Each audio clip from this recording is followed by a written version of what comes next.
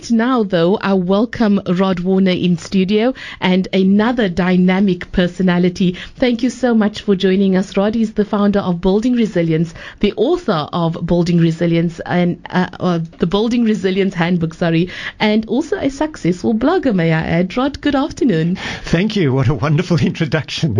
It's an absolute pleasure to have you in studio, especially with people like yourself and Melanie who have really gone about spending your energy in order to be or to have the next person feel good about themselves.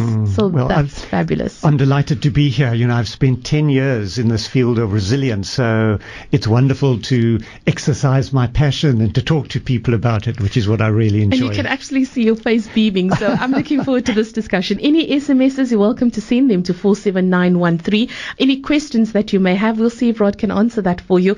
So, Rod, you're basically having a workshop on resilient leaderships, and you've been here for 10 years in this industry, as you said. What is being resilient overall? Right, resilience is a big thing. Resilience is about bouncing back, which typically people understand. But more than that, it's what was Melanie was speaking about. It's about recovery, in that you are better than you were before. You're better, not bitter. You're stronger, not weaker. That's the essence of resilience, where you not only get through things, but you get through them and flourish on the other side. Now, it's difficult for someone maybe who has gone through abuse in any form or is currently in an abusive situation to say, well, I'm not bitter, I'm actually better. How do you start building that resistance?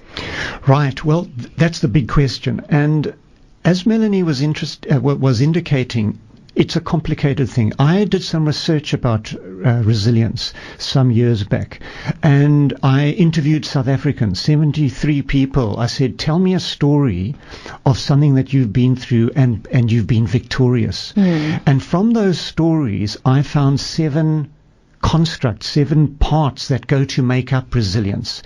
And each of them are interrelated. In essence, 2 of them are about who you are, the connection you have, the importance you have, and why you're on earth, which is what we've just spoken about. Exactly. 3 of them are around how you handle yourself in the moment, thoughts, feelings, and attitudes. And then the last 2 are about how do you actually deal with the tough thing. And so these things together make up the ability to get through. Wow. This is interesting. If we can go through all of them, because obviously resisting, some of the things that happen in our lives can, I believe, limit us in our growth and our potential to be the best person that we can be. So how do you not resist because of maybe limiting beliefs that you've already experienced growing up? Right. Well, the starting point for me is, as we were talking about earlier, is who you are, why you are here, and what are the God-given gifts that you've got to exercise that mission that you've got in life. You see, all of us, and I think we all struggle with what am I supposed to do and so on, but I think a lot of people in South Africa have a faith that says you are here to do a piece of work. Oh. And then we try and understand that. From that understanding, I think the missing part is, what are the gifts that you've been given already to cope with what you have in life? And because we look at weaknesses, we look at, oh, you aren't good at maths, oh, you're too impatient, oh, you forget things, we look at all the negative things in life. The other way of looking at it is, what are the gifts that we've got? You're so strong, you're persistent, you're creative, and using those gifts in the exercise of this spiritual reason for existing. That's the first component that's so important, is to connect to why am I here and what am I going to do?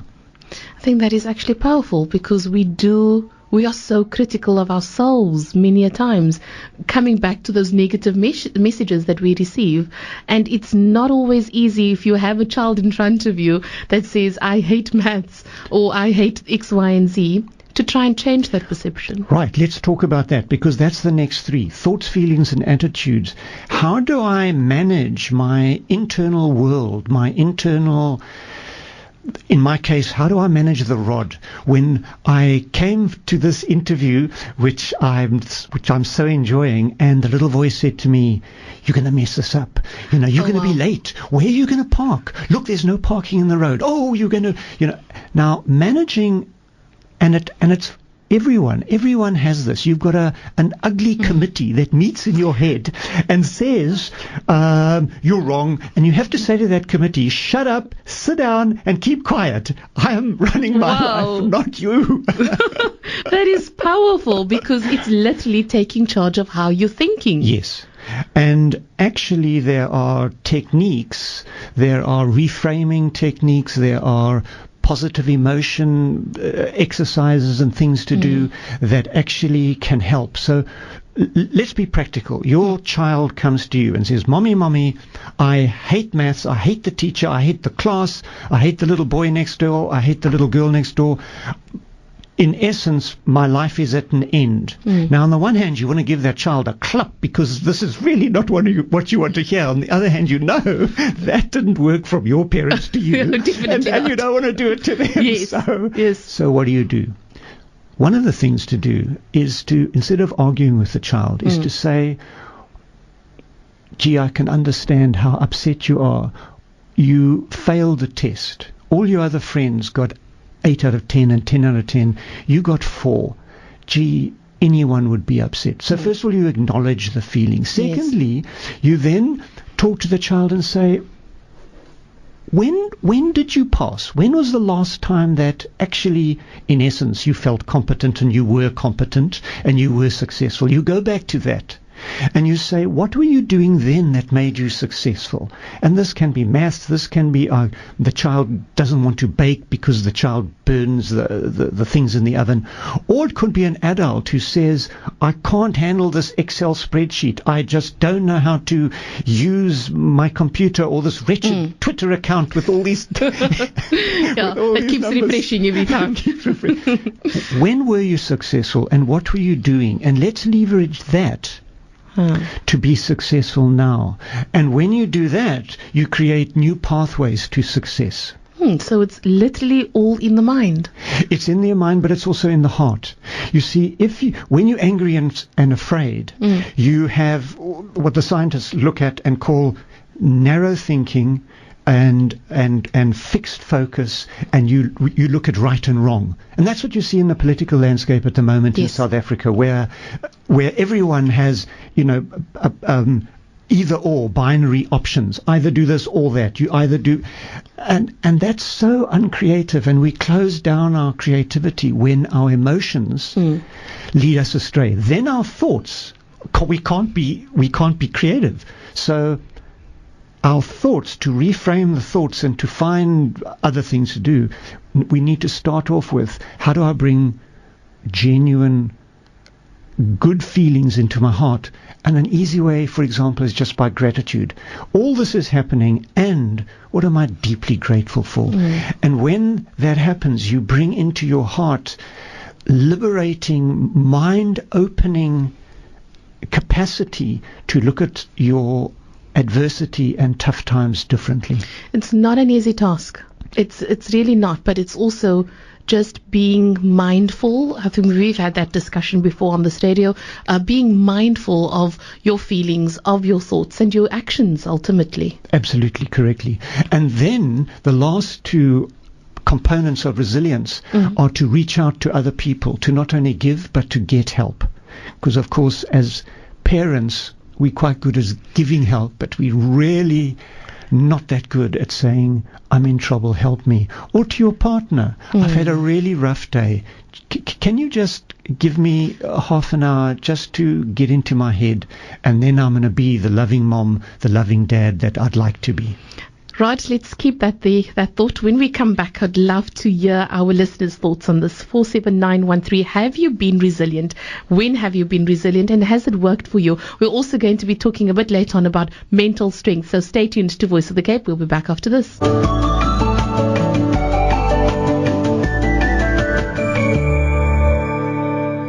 it's Nurturing Wellness on Voice of the Cape. Today being the 1st of March 2016, and also a new era for Voice of the Cape as we go into programming that's more dynamic and inspiring for you. You're welcome to interact with us, 47913. Also send us your thoughts on the new sound of VOC. We'd love to hear from you. So in studio, Rod Warner. As we mentioned, Rod is the founder of Building Resilience, the author of the handbook Building Resilience, and a very successful blogger in his own right.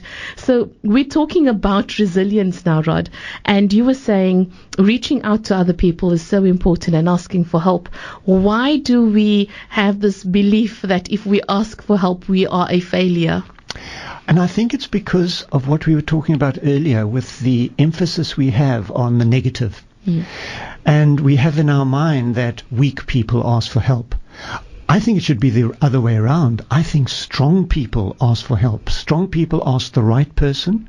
Strong people ask early. And strong people aren't afraid to be vulnerable and say to a friend, a boss, your spouse, or a child, if it's the mom, I'm not coping today. Please, would you, my head is pounding. I really need some quiet. Would you please indulge me and just play in your room for half an hour while I, etc., etc. Very important to then communicate. So we're talking about the family there. Let's move over, if we can, to resilience of leaders in the organizations. The passion obviously being for NGOs because I interact a lot with them. But how resilient and how important is it for a leader to be resilient in order to manage their staff? Absolutely incredibly important, because the staff catch, like you catch a flu bug, they catch the resilience or the lack thereof from their leader. So the leader firstly has to be resilient and strong in themselves to deal with whatever the things are that you deal with. And then secondly, in the leader's leadership and communication and dealing with the team, that leader needs to be able to display and talk a resilience talk to the team, not a nonsense talk or a made up talk or an unduly optimistic and not sustainable kind of talk, but the framing. So when there's a challenge, the non-resilient leader will say things like, oh my word, look at what we have to do now. I really don't think that this is doable, but we can just try our best. The resilient leader will say, you know what, this is bad news. But think of last week, think of last year. We handled the XYZ and we did well then. If we use the same kind of energy or tenacity or resilience, or if we could do it then, boy, we can do this now. So let's do it together, and I will be there at the forefront, and let's make this our legacy, that this did not conquer us. Then that's resilient leadership. Wow. So it's basically being also knowing yourself, who you are, because by then you'll be able to then bring that energy, that truth of yourself to the forefront and lead the team forward. Correct. And then in the action with the team, the other not talked about role of a leader is to assist the team members whose resilience is lagging. You see, leadership, most people talk about and understand as being giving direction and vision, and the worst part is managing performance, to say to someone you're not doing well. Yeah. A much more difficult and yet crucial thing is to manage that person who's not doing well because they're drowning. They're overwhelmed, or because they started off well and now they've fallen over, or because they're resisting and angry and shouting and performing, and managing those three states towards the fourth state, which is a state of thriving. That is the role of a resilient leader, and that's what's taught in the resilient leadership workshop of how do you coach people's resilience, which is a fundamentally important thing, and yet quite difficult.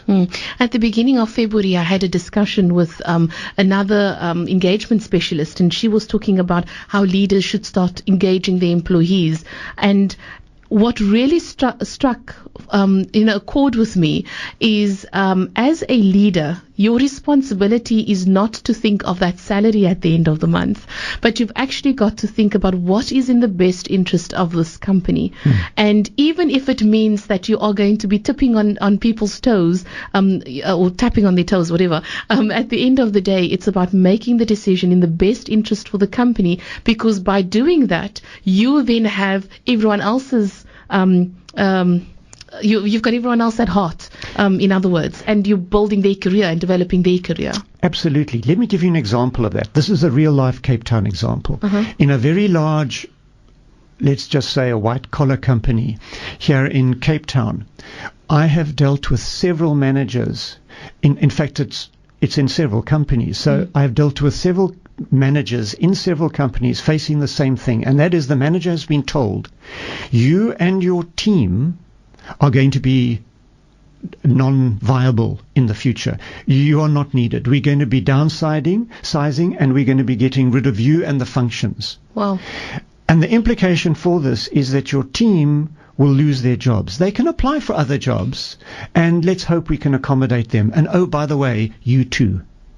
Wow. And so and then that inevitably stretches over months. Sometimes it's 3 months, which is a classic sort of time. But sometimes, in one case, it was 18 months. And now this leader has to manage their team, without being too gender specific, manage their team in a way where they are strong for the team members and ultimately for the organization. Sure. And the way we were talking about meaning earlier, the way they infused this hard time with meaning was they got together their team and said, ladies and gents, boys and girls, let's, when we exit this organization in 12 months' time, because we're all going, we're not going to find other jobs, our legacy will be, we fundamentally helped our clients.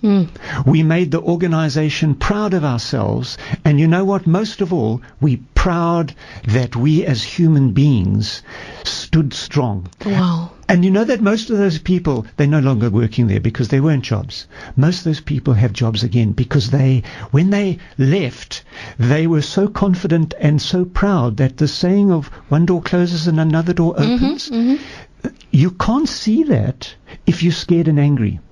When you're confident and positive, that happens. And people feel that energy. Oh, I'm getting goosebumps. Rod, let's take a break. We'll be back after this. One of cash and carry, where you can get more for less. Join One Up Cash and Carry for super low prices, where you can get more for less. Wholesale prices straight to the public. All welcome. One of cash and carry, where you can get more for less. More for less.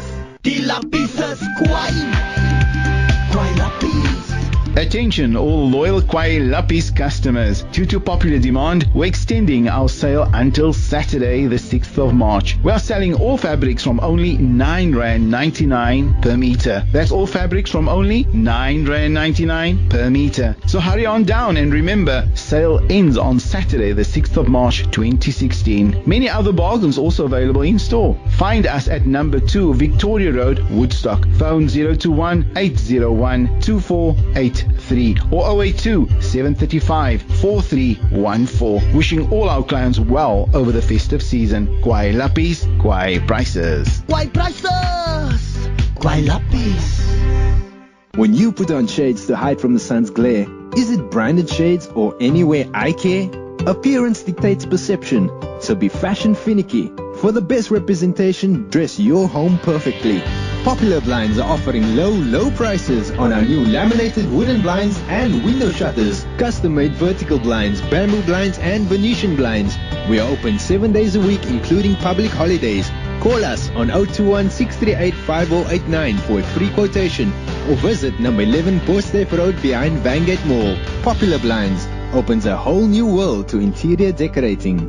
Repairs and alterations to all types of blinds almost immediately. My radio station, your radio station, our radio station, the voice of the Cape.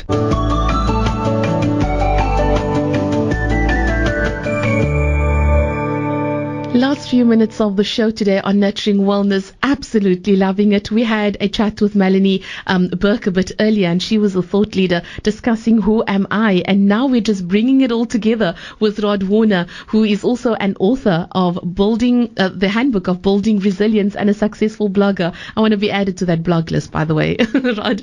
So, Rod, we were I was getting the goosebumps there just to understand our role within society. Let's move on now from the resilient leader, and leader whether you're in your family or within your workspace, and move on to mental strength, and how can we not falter when it comes to being strong. Right. Well, mental strength is kind of like in the middle of resilience. Resilience is the big thing. In the middle of it is just persistence and passion for long-term goals. That's the definition that some researchers have given to grit. And that is what mental strength is just staying on course, on target, doing what you have to do. So how can you be, because not everyone is necessarily born with mental strength. I must admit, though, I've realized now recently I've got a lot of mental strength. So for those listeners who don't know, I'm overweight. But when I go gymming, my mind takes over. Even though my body says, nope, you can't anymore. My mind's like, no, I'm going to do this. So, I can't be a failure. I'm an achiever. So how do you build that mental strength? Right. Well, the three components in the workshop that I run, each of those are little components. So the first thing is the persistence. Where do you spend your energy? What drains you? What energizes you? And to do an analysis on that. Then in terms of passion, which is sustained interest, very often passion is drained through emotions. So how do you sustain positive emotions when the environment, the issue, the people around you are draining you? And then the third thing is the long-term goals. Not just I want to become a doctor, I want to get my matric, because that's in itself very good, but the longer term goals of why am I here and what do I want to achieve? Ultimately, what is my legacy going to be? Wow, Rod, I wish I had more time, but nonetheless, you are also hosting a workshop very soon. Please give us the details. Well, the one is in resilient leadership that you've spoken about, and the other is in mental strength. The two that we're doing with Symphonia are introductory workshops, and it's just to give people a taster for the larger 2-day workshop, and then the mental strength is a 1-day workshop. Okay, so bookings would be made with Jolene at symphonia.net. I'll give you her, I'll spell out her email address. It's JOHLEEN for Nelly at Symphonia, spelled SYM for mother, PHON for nanny, IA.net. And the contact number is 021 913 3507. So that's 021 913 3507. Rod Warner, thank you so much for your time with us, and we hope to have you back in studio again to continue this discussion. Thank you for your kindness.